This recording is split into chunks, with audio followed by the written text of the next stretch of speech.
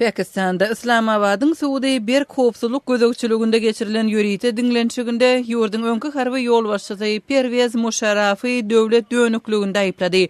Musharraf sudiýanyň aýplamany okan wagtynda suwda bardy. Musharraf 1999-njy ýylda agdarlyşyk netijesinde häkimet başyna geçipdi. Ol 2007-nji ýylda Pakistan'da adatdan daşary ýagdaý elan etdi.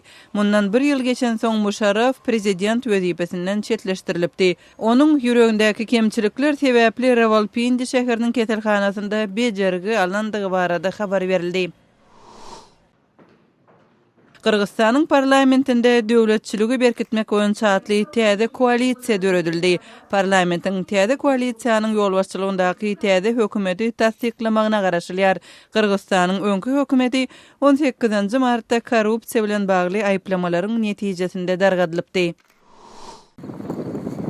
Kazakstanda Ortiýetiň howany nyklaýjy raketasynyň geçen hepdere gaçmagy Ortiýetiň Astanadaky ilçihanasynyň öňünde protest geçirilmegine sebäp boldy.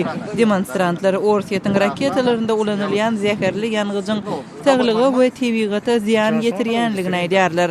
Protestçiler Kazakstanda Ortiýetiň raketalarynyň uçurulmagyna gadagançylyk girizmegi talap edýärler.